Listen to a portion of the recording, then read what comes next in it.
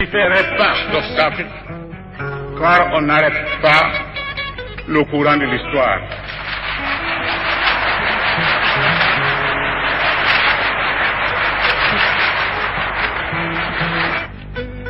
Les intérêts de notre pays ont prévalu. Je n'ai qu'un seul mot à l'adresse de mon collègue Djibo Hamani.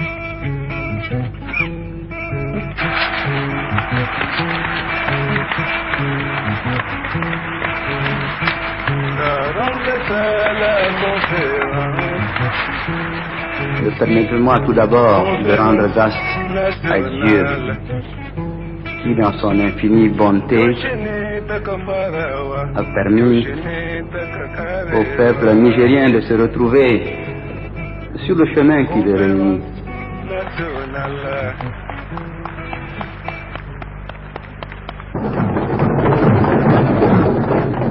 Fin 1989, début 1990.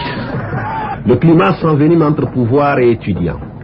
Le Niger est secoué par une vague de manifestations.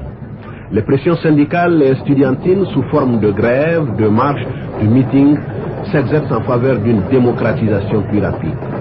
Le pays plonge dans un tourbillon d'explosion, de mécontentement populaire. Les forces démocratiques indignées réclament justice, droit à la parole et demandent des comptes à leurs dirigeants. Le gouvernement résiste à cette vague de mécontentement, mais en vain.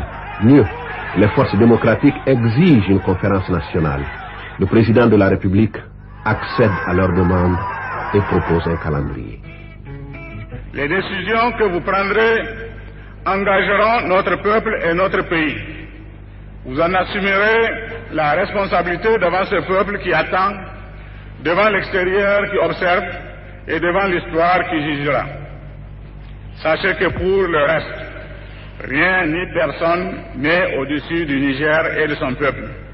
Les hommes passent avec leurs qualités et leurs défauts. Le Niger demeure. C'est en fonction de ses intérêts, de ses seuls intérêts, que nous devons tous agir.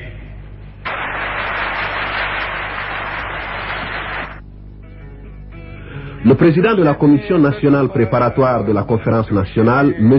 Rabiou Doda, devait lui aussi donner le ton. La première conférence nationale du Niger est, à n'en point douter, une occasion unique qui s'offre à nous pour oser nous remettre en cause dans ce monde en rapide mutation, en ayant pour objectif celui de réussir et asseoir les bases d'une vraie démocratie, gage certain, mais gage unique de restauration et de préservation des conditions universellement reconnues aujourd'hui comme les plus favorables pour accéder au développement économique et social. Article 1er. La conférence nationale est souveraine. Elle établit librement son règlement intérieur et son ordre du jour. S'il vous plaît. Donc l'article 1 concernant la souveraineté nationale est approuvé par acclamation.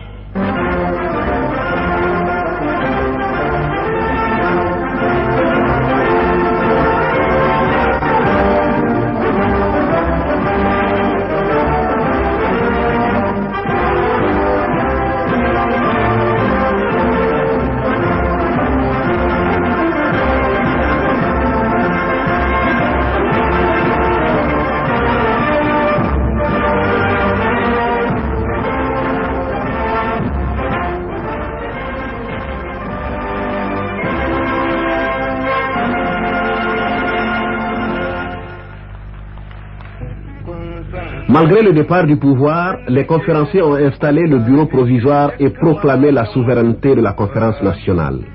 L'absence du pouvoir ne porte pas entorse aux travaux. Mieux, un véritable débat s'engage sur le problème de quotas. Et ce n'étaient pas les arguments qui manquaient aux uns et aux autres. Je ne refuse pas qu'une conférence souveraine décide de diviser ses participants en bourgeoisie, clergé et tiers état. C'est son droit, je ne lui refuse pas. Mais je crois qu'il faut, Monsieur le Président, qu'on se mette d'accord sur quelque chose de précis. Je ne comprends pas, et mon association ne comprend pas, que des Nigériens soient dans cette salle en observateurs tout simplement. S'ils ne peuvent pas voter chez eux, où voulez-vous qu'ils votent, Monsieur le Président? Nous ne sommes pas venus pour travailler dans la pagaille. Ça doit être dans une structure organisée où tout est clair sur le plan juridique, qui dirige les débats, qui donne et suivant un ordre du jour précis, mais pas dans un désordre et un cafouillage. Et c'est regrettable que c'est le pouvoir encore qui repose ce problème de confusion. Nous demandons au bureau des séances de prendre ses responsabilités. Parce que dans ce pays, nous savons qu'il y a des gens, notamment le pouvoir, qui sont passés maîtres dans l'art de la diversion et des manœuvres dilatoires. Et cela vient de commencer.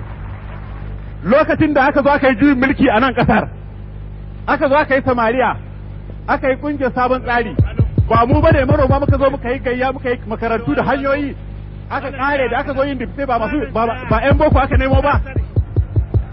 Ba ma nan, kai jama'a ku saurara, mu daga bangaren mu na manoma da makiyaya, mu da muka zo mun isa, ban ma son a kara mana ko mutum daya, ban ma son a kara mana ko mutum daya. Et vous savez très bien que ce problème de quota, ça fait 2 mois que nous nous affrontons là-dessus. Il n'y aura pas d'accord, il n'y aura pas de consensus. S'il faut le trancher à la conférence nationale, ce sera tranché par vote. Et il faut que les modalités du vote soient arrêtées d'abord. Mon inquiétude, c'est cette notion d'apartheid qu'on veut instaurer dans la nation, au sein de la nation nigérienne. Ce n'est pas normal qu'on instaure l'apartheid dans un pays comme le Niger en donnant le droit de vote à certains et en refusant le droit de vote à d'autres. Donnons une réponse à M. Hamadi qui veut savoir si dans cette salle tout le monde a déjà le droit de vote ou si nous pouvons considérer à l'avance que les propositions faites par la CNPTN sont des propositions définitives, sont des décisions irrévocables. Une autre surprise, mais en dehors de la salle, celle-là. L'armée, par la voix de son chef d'état-major, décide de se mettre à l'écart des débats politiques. Compte tenu de la situation d'insécurité que vivent actuellement certaines régions de notre pays, les forces armées nationales, fidèles à leur engagement de rester à l'écart de tout débat politique, décide de ne pas participer à la conférence nationale. Cependant, les forces armées nationales s'engagent à ne pas entraver le processus démocratique en cours dans notre pays. Le pouvoir, mais également les hommes en kaki, reviendront quelques jours plus tard à de meilleurs sentiments, suite à l'appel lancé par certains conférenciers. L'armée réaffirme solennellement sa volonté de respecter le processus démocratique en cours dans notre pays et se déclare solidaire des résultats des travaux de la conférence nationale. Désireuse d'apporter sa pleine et entière contribution aux travaux de la conférence, la délégation du pouvoir décide de reprendre sa participation effective aux travaux. L'élection du président du Présidium, il a été difficile de partager 2 candidats qui se valent. Et comme par le hasard des choses, ils sont tous 2 historiens et professeurs d'université à Niamey. Le professeur Jibo Amani, au nom de l'intérêt supérieur de la nation, désistera en faveur du professeur André Salif. Un grand moment d'émotion. Je suis absolument persuadé qu'il est indispensable que ici, nous ne nous divisions pas. C'est dans l'intérêt supérieur du pays. L'intérêt du pays dépasse l'intérêt des personnes. Et nous n'avons pas du tout intérêt à ce que quelqu'un préside la conférence avec une faible majorité ou avec une majorité ambiguë. Toute ma vie j'ai refusé l'ambiguïté. Je ne peux donc être le candidat d'une faible majorité ou d'une majorité ambiguë. Voilà pourquoi, pour ne pas avoir éventuellement à refuser une élection, voilà pourquoi je préfère, devant cette situation, simplement retirer ma candidature.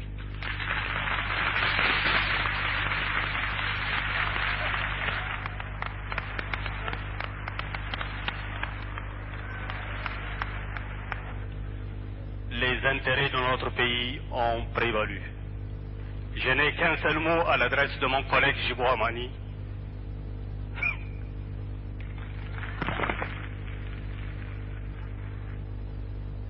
Nous comprenons parfaitement l'émotion de M. André Salifou.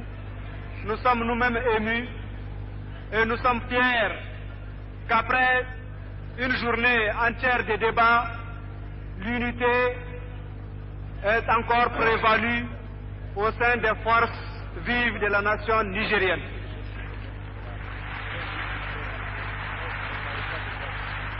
Ceci dit, au poste de président du Présidium, nous n'avons plus qu'un seul candidat et il sera donc le candidat du consensus national. Alors, c'est pourquoi je demande tous ensemble qu'on se lève et qu'on l'acclame pour que le monde entier sache que nous sommes unis.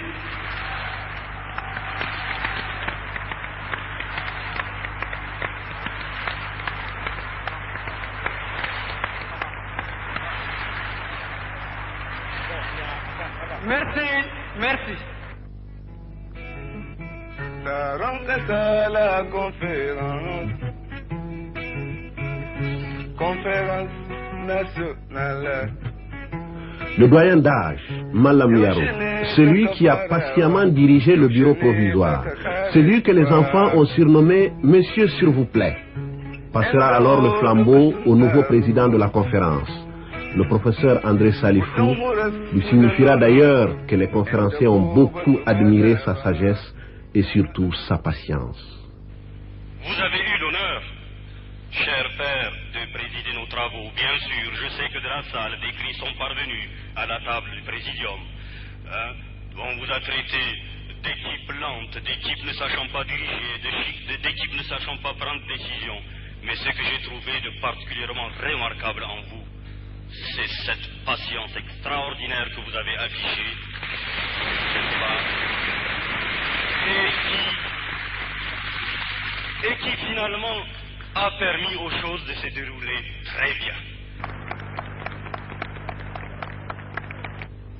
Aujourd'hui, que le présidium officiel de cette conférence nationale est en place, au nom de ce présidium, et en vertu des pouvoirs que vous nous aviez conférés en nous installant dans nos fonctions actuelles, je confirme la souveraineté de notre conférence nationale.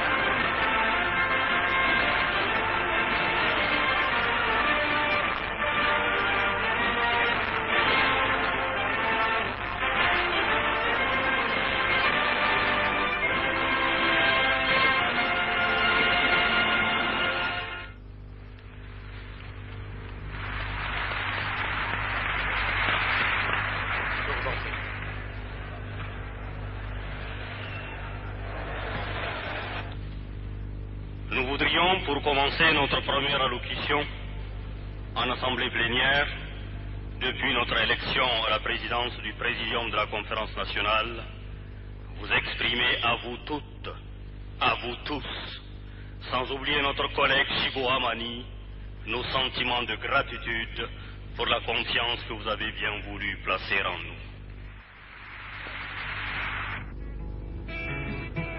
L'une des premières tâches du Présidium sera l'installation de la commission Crimes et Abus.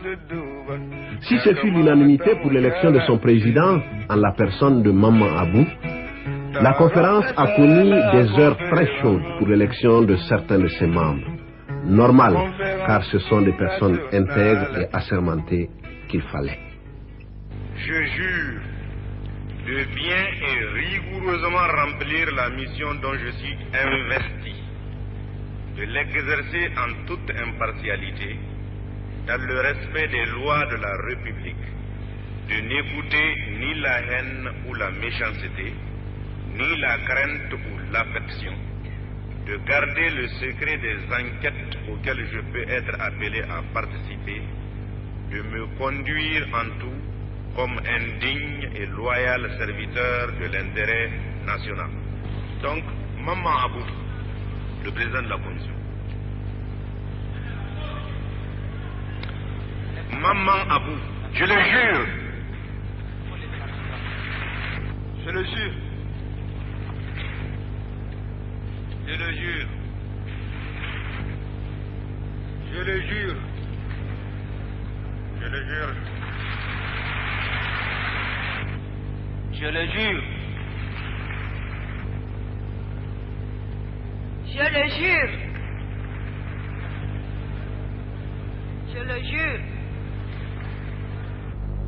Monsieur le Président, Mesdames et Messieurs les conférenciers, avec votre autorisation, la Commission Crimes et Abus politiques, économiques et socio-culturels introduit aujourd'hui en plénière une des affaires qui est inscrite à l'ordre du jour de la conférence nationale.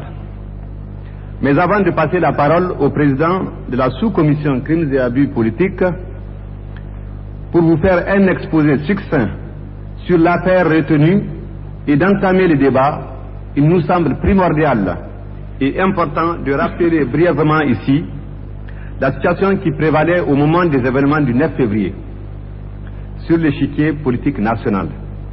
En effet, après une longue période de régime d'exception, les Nigériens avaient mis en place des textes fondamentaux de la Deuxième République, se donnant ainsi un cadre légal de jouissance de libertés fondamentales.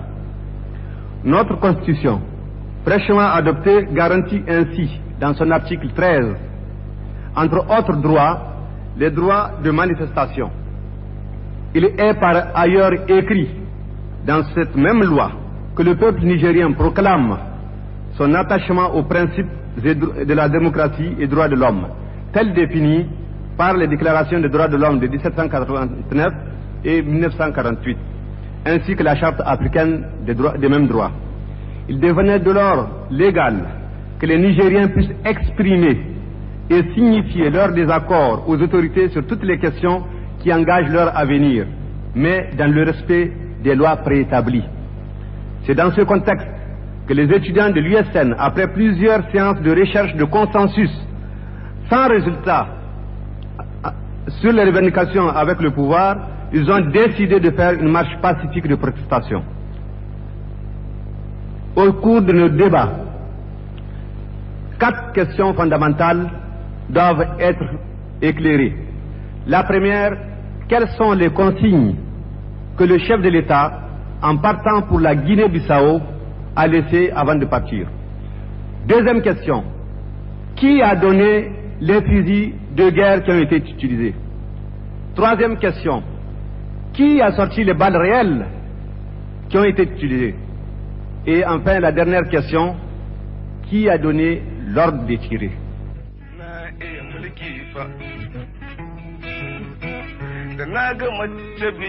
Qui a ordonné la tuerie du 9 février? 4 jours n'ont pas suffi pour élucider le premier dossier de la commission Crimes et Abus. Ce vendredi noir, qui a fourni les armes de guerre? On ne le sait pas. Qui a autorisé la sortie des balles réelles? On ignore. Qui a donné l'ordre de tirer? Là aussi, pas de réponse. Les conférenciers s'interrogent toujours. La plus grande surprise de la conférence nationale sera probablement le débarquement à Niamey dans l'après-midi du vendredi 11 octobre de Amadou Oumarou Di Bonkano. La salle était comble pour venir écouter cet homme mystérieux, le confident du président Seyni Keïta. Donc, je suis Amadou Oumarou Di Bonkano, dont les noms vous a fait beaucoup rire ici et beaucoup pleurer. Avant d'attaquer la situation, monsieur et madame, la tradition de l'homme bien élevé oblige de dire merci à celui qui lui a rendu service, c'est-à-dire vous les conférenciers et au président de Présidium qui nous a autorisé de venir vous raconter nos mensonges, que vous allez voir si c'est vrai ou c'est faux, car nous ne pouvons pas vous obliger de croire ce qu'on va vous dire. Maintenant, Monsieur le Président, avant d'attaquer une fois de plus la situation, je veux que vous preniez votre marteau, vous tapez très fort pour que les gens puissent écouter, car ce que je vais leur dire est très important. Oui, très important. Je suis resté donc à l'écoute de votre conférence depuis son commencement. Je suis arrivé 2 fois à Abidjan, je n'ai rien entendu, c'est-à-dire exactement le 22 février.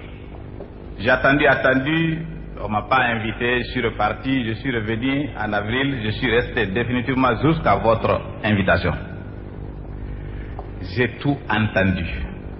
Du moins ce qu'on peut entendre au moment où, à partir d'Abidjan, on peut écouter ce que mes amis ont défilé ici, ils vous ont raconté des tas de choses. Aujourd'hui, mesdames et messieurs, vous allez connaître complètement le coup d'État. Si c'est un coup d'État, je dis si c'est un coup d'État. Et vous allez connaître le responsable. Et vous allez connaître pourquoi. Et vous allez connaître pour qui on le faisait. Parce que ça, c'est très important. Ce que je vais vous demander, Monsieur le Président, car c'est votre rôle, de parvenir à mes amis, du moins ex-amis des officiers, qu'ils cessent de courir à gauche, à droite. La vie, c'est comme ça. Un jour, on est chasseur, un jour, on est la biche. Maintenant, j'attaque directement cette petite révolution de palais. Ce n'est pas un coup d'État.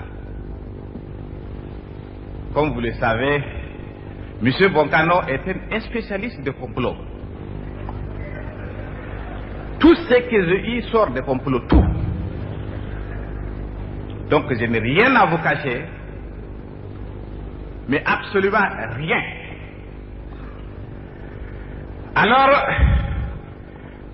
cette révolution de palais, vous savez, chacun de nous va vous dire de quelle façon il a préparé son idée pour vous libérer, ce qu'il pense pouvoir le faire sauver. Je ne sais pas quoi d'ailleurs, car on n'a rien à sauver. On avait tout perdu. Quand quelqu'un a perdu son pays, il n'a rien à sauver. Donc aujourd'hui, nous avons récupéré le pays, nous n'avons rien à perdre. Je ne vois pas pourquoi on ne vous dit pas la vérité. Je jure, mesdames et messieurs, au nom de Dieu et au nom de la République du Niger, je vais vous dire tout ce que je sais sur cette affaire. Cette révolution de palais, le vrai responsable qui l'ont commencé, c'est moi et Froda Haïnikoy. S'il est là, je suis certain que je le connais et il me connaît bien. Il pouvait même pratiquement vous dire de A à Z qui était Boncano jusqu'à mon retour aujourd'hui. Je suis certain, sauf seulement s'il veut casser quelque chose. Et je répète, on n'a rien à casser, puisqu'on n'a rien à perdre. Alors, pour déconstituer Seyni Kounché, Torda et moi, nous avons parlé de cette affaire pendant 2 ans. Torda a décidé, il doit être là dans cette salle, j'espère, de prendre mon ami Idrissa pour l'amener vers Fulangé Kwara, d'après ce qu'il m'a dit. Il a dit à Idrissa, tu sais, on se fatigue pour rien. J'ai le blindé, tu as le blindé. On va maintenant, si tu veux, tout de suite là, tu sors tes blindés, tu me donnes le temps, je bombarde la maison de Kounché, je pars de la rive droite, je prends Amadou, je l'amène à la radio. Ah, attention, vous saisissez bien, il doit y avoir un président là. Ah oui, il faut garder ça, c'est très important. Et dans ces recrutements-là, vous avez un officier qui est en face de moi actuellement, qui a été contacté par Torda, et il s'est effrayé, il est parti dire ça à Ali Seibou. À l'occurrence, à Abdourahmane Saïdou qui est en face de moi ici.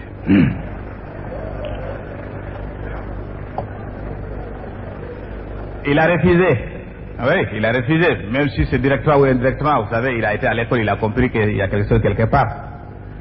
Il a refusé. Il est parti dire ça à Ali Seibou. Ali Seibou a dit ça à Kounché. Kounché m'a appelé pour me dire, a dit à Torda de faire attention avec les enfants là. J'ai arrêté ça et je vais être sincère avec vous. Kounché n'était pas tellement content. Il a affecté Abdourahmane Saïdou pour ça. Il l'a fait partir à l'intérieur du pays. Mais moi, je détiens l'information. Ah oui, j'étais le chef de renseignement général de ce pays. Il ne faut jamais oublier ça. Ceux qui savent qu'est-ce que c'est ça, ça veut dire que j'étais en contact avec 7000 agents de renseignement soviétiques, 30 000 agents de renseignement américains. Ah oui. Ah, c'est ça, il faut faire très attention. Ah oui, oui. Ah, parce qu'on va avoir des gros problèmes, hein. Vous voyez, tous ceux qui vous disent aujourd'hui n'ont jamais été sur mon canot, moi je n'ai jamais pris quelque chose, tout cela, c'est très bien. Mais une association de malfaiteurs, mesdames et messieurs, on rentre dedans de quelle façon? Du moment que vous êtes parti dans l'association, vous êtes malfaiteurs. Oui, c'est une association de malfaiteurs. Parce que j'évite de dire, si vous voulez, nous étions de bandits d'État. Mais en réalité, c'est le mot. Mais je garde seulement l'association de malfaiteurs, puisqu'on voulait renverser un régime. Donc, les amis qui vous disent, oh, moi, j'étais dans cette affaire, je ne l'ai jamais cru, moi, de toute façon, il m'a noyé, il m'a fait... Enfin, soyez sérieux. Moi, je crois qu'aujourd'hui, il suffit seulement qu'on vous dise exactement ce qui s'est passé pour qu'on en finisse une fois pour toujours. Ça fait mal à personne. Puisqu'on a même la chance, le victime, celui qu'on voulait renverser n'est pas là. Donc, on peut déjà encore trouver quelques moyens de se faufiler, si c'est ça. Oui. J'ai dit bien, prenez des précautions. Eux, comme vous, prenez toujours des précautions avec bon canon. Les épouses de Sanissouna Sido sauront pour la première fois où repose leur mari. Un dossier qui a failli à un moment faire basculer la conférence, n'eût été la vigilance de certains conférenciers. Car d'autres ont voulu, malicieusement d'ailleurs, faire de cette affaire une affaire ethnique.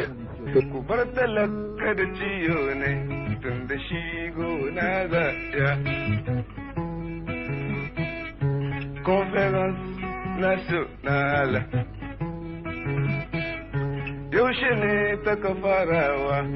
Après les riches débats sur la dissolution du gouvernement, de l'Assemblée nationale, la suspension du chef d'état-major et de son adjoint, sur la priorité à donner à l'économique ou au politique, c'est le débat sur l'élection du Premier ministre qui fut l'un des plus houleux.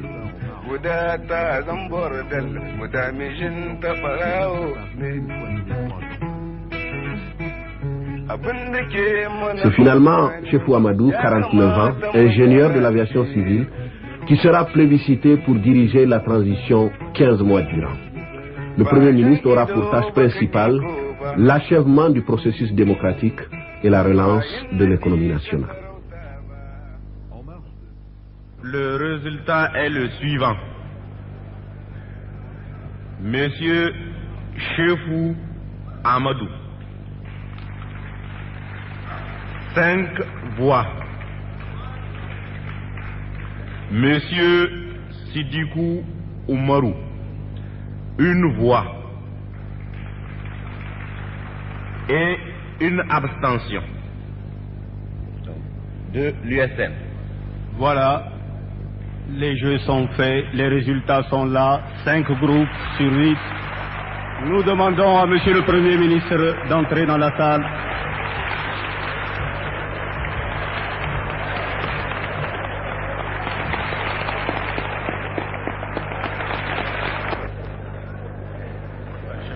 Attendez, on ne sait pas ce qu'ils ont prévu.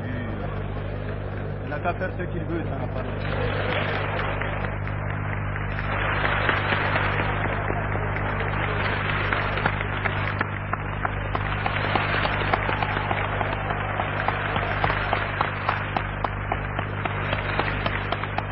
Non, laissez-le faire ce qu'il veut.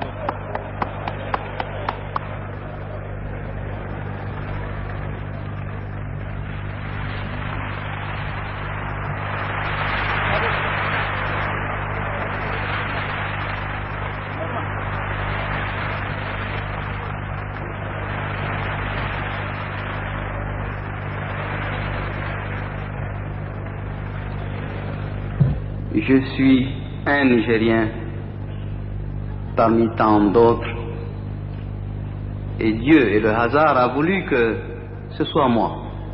Mais je dois reconnaître humblement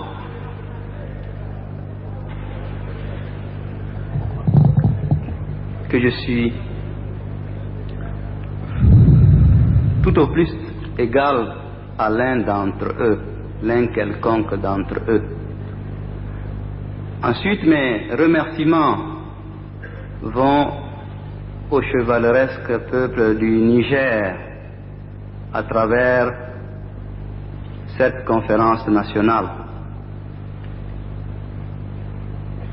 Monsieur le Président, compte tenu de l'émotion qui m'étreint, je voudrais, avec votre permission, me retirer pour m'adresser ultérieurement à mes frères et sœurs de la conférence nationale. Vous avez décidé en vous portant candidat de vous investir corps et âme pour défendre la transition et le reste de ce qui peut être défendu au profit de ce pays. La conférence nationale a investi sa confiance en vous. Une fois encore, toutes nos félicitations. Et avant de nous séparer, nous allons, comme cela se doit, nous allons écouter notre hymne national, s'il vous plaît.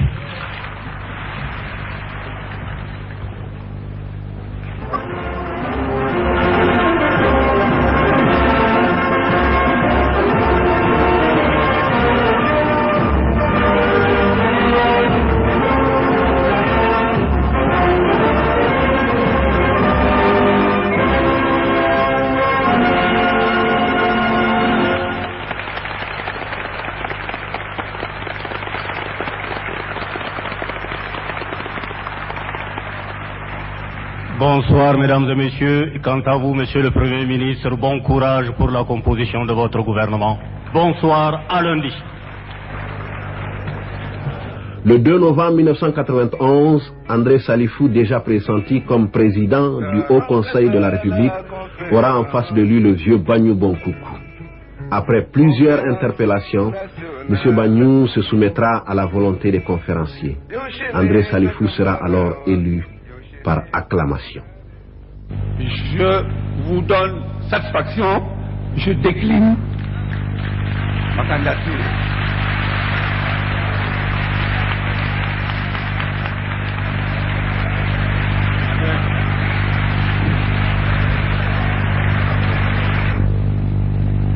Aucun homme sans autorité n'aurait pu tenir cette conférence. De l'autorité, il en faut.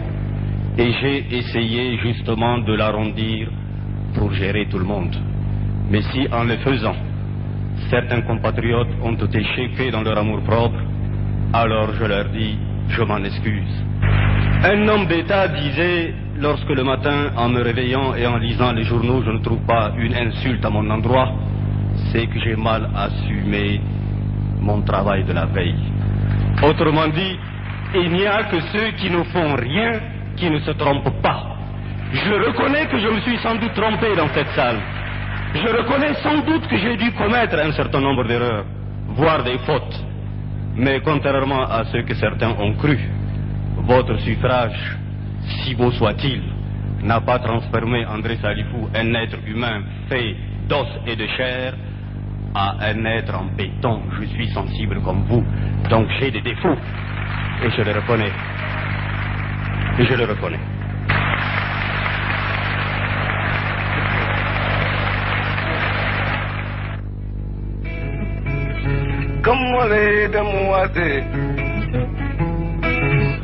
La Haute Cour de la Justice, composée de 9 juges élus par la Conférence nationale, sera également mise en place. Son rôle, juger les anciens dignitaires accusés de crimes et abus politiques et économiques. Le Conseil supérieur de la communication, composé de 9 membres, dont 3 permanents, a pour mission d'assurer l'indépendance des médias publics et de garantir l'accès libre et équitable.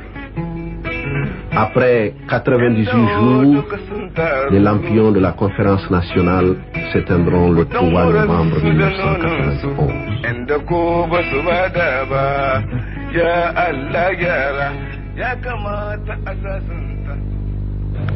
Le Niger, assurément, va à la rencontre d'un grand destin avec l'aide de Dieu.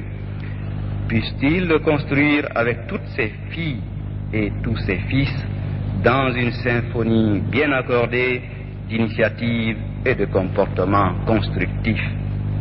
Que Dieu miséricordieux et compatissant accompagne nos efforts de rédemption nationale, pèse à nos martyrs, pèse aux femmes et aux hommes de bonne volonté. Je vous remercie.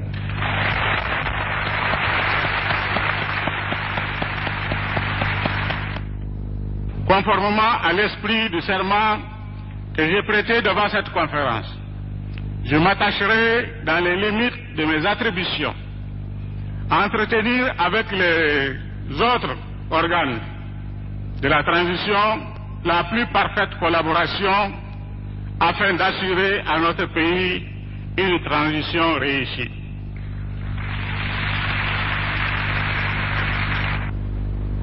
En réalité, c'est avec du recul que nous saurons exactement la qualité de ce à quoi nous aurons abouti.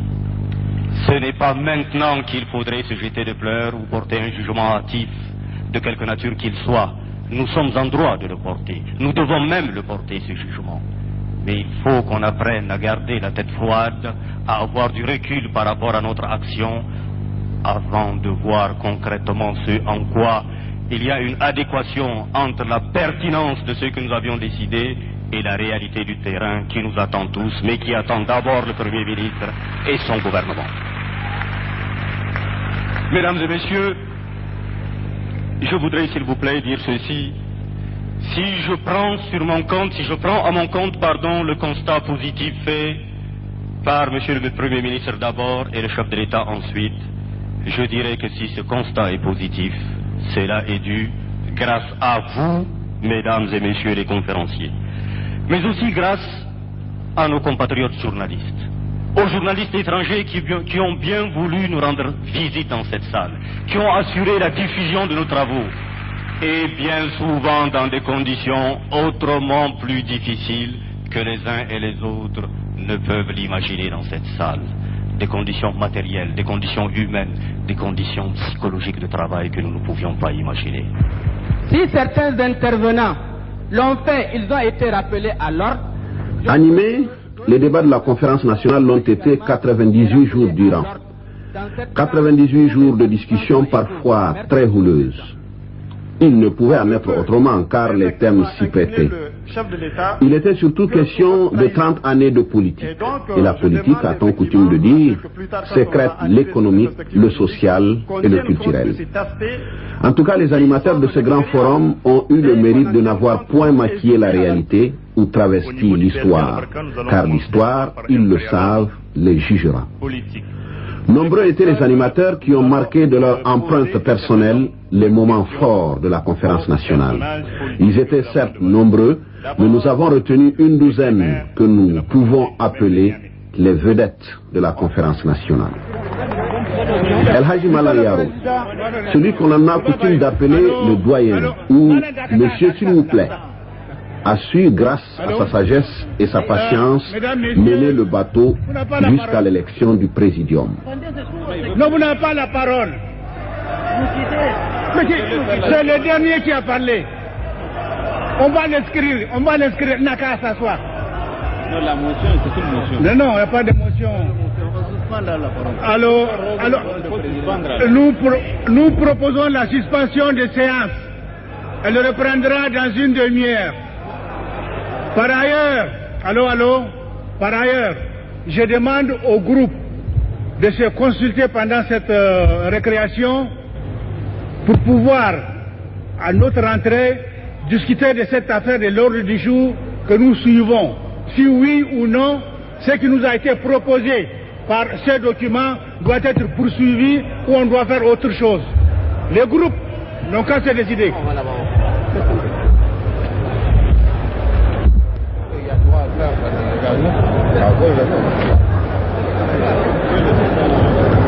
Le professeur El Hadji Ambali, véritable bibliothèque, ses interventions étaient très attendues. Le plus grand rêve de ce savant polyglotte demeure l'unité nationale. Puis proposer un de mes livres paraîtra d'ici décembre, justement qui traite de notre politique linguistique. Et il traite des terminologies scientifiques et technologiques en langues africaines. C'est une démonstration très claire que les langues africaines sont à même de véhiculer la science et la technologie du monde moderne. Prenez par exemple, merci beaucoup, Ousmane Dangaladima. Son curriculum vitae, comme le diront les anciens, est lui aussi un vieux de la vieille, véritable tribun, mais un peu nostalgique du passé. Tous les êtres des peuples, vous serez dénoncés. Le peuple nigérien qui nous écoute et nous entend, nous faisons appel à ta vigilance et à ta conscience. Pour qu'on ne se moque plus de toi, pour qu'il n'y ait plus de régimes comme Kounché, qu'il n'y ait plus de Kounché, qu'il n'y ait plus de Bankano, il faut qu'on en finisse une fois pour toutes. Bello Tchousso Garba. Les idées, il en a, même beaucoup, mais il est souvent mal compris, malgré son éloquence. L'autopsie d'une dictature, nous savons le faire. Alors je suis désolé, si les gens veulent la peau de Bonkano, c'est leur droit, mais qu'ils le fassent dans le respect des règles élémentaires de droit et de démocratie. C'est tout ce que nous demandons.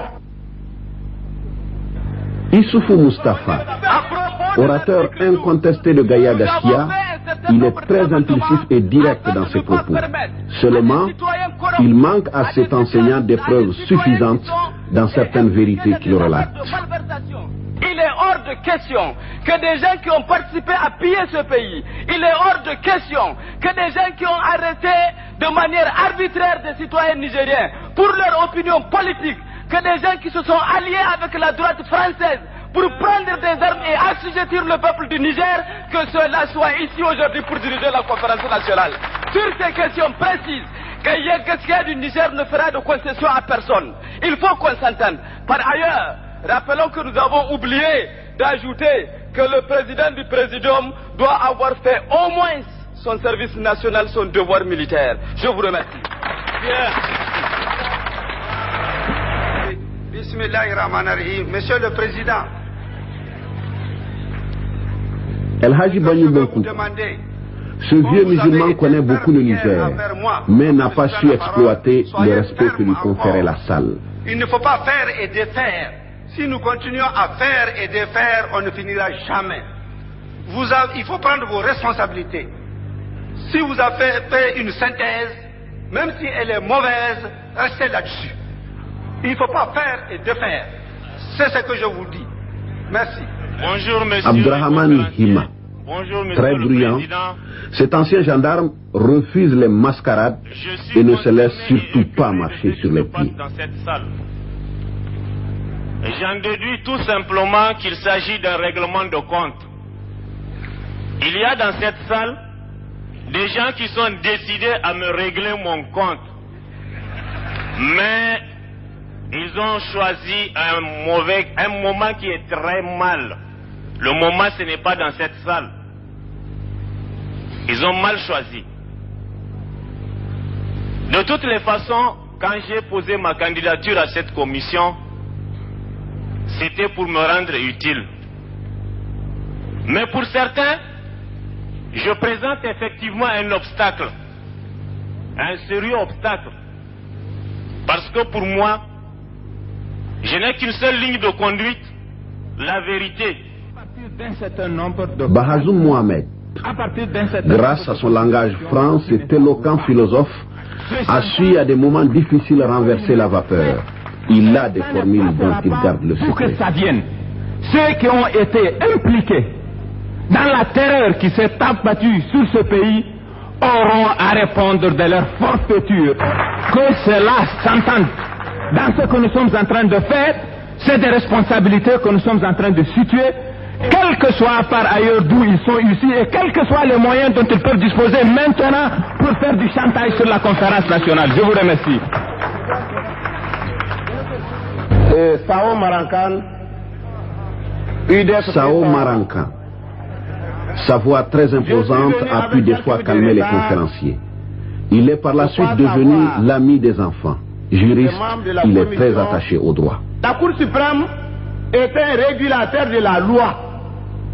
Elle n'est pas là pour faire le travail des juridictions inférieures. Nous ne comprenons pas. Kakadoka, l'enfant terrible de la conférence. Cet étudiant sait se faire respecter quand il faut et avec les mots qu'il faut. Lorsque nous avons réclamé un changement radical,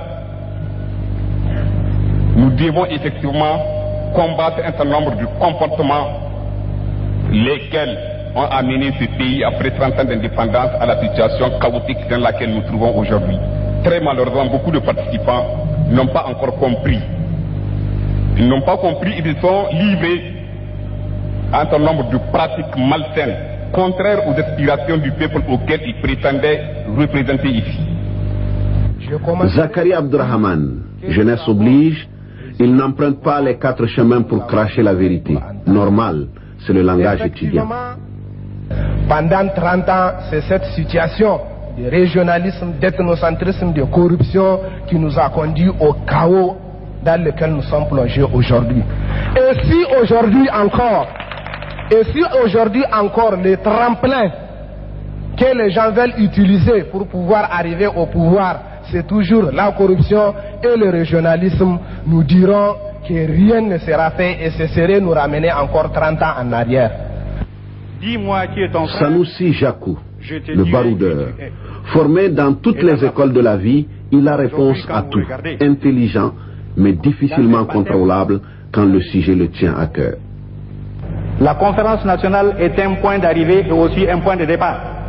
Un point d'arrivée parce que toutes les tares, tous les crimes, tous les délits et toutes les malversations que nous avons commises, les uns à l'égard d'eux-mêmes, les uns à l'égard des autres et les uns à l'égard de la nation, il faut qu'à partir d'ici qu'on les laisse et qu'on démarre sur de nouvelles bases, une base de réconciliation nationale et une base d'unité nationale, mais Monsieur le Président, l'unité vraie au niveau du cœur, au niveau de la bouche et au niveau des membres, c'est-à-dire au niveau de la pratique quotidienne. Merci, mais pas au niveau des mensonges. Monsieur le Président, Le suivant, s'il vous plaît. Conférence nationale.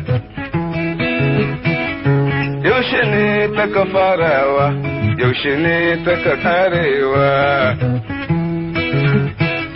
abin da ya ci makaho ko shago da dan ya tsere ne abin da ya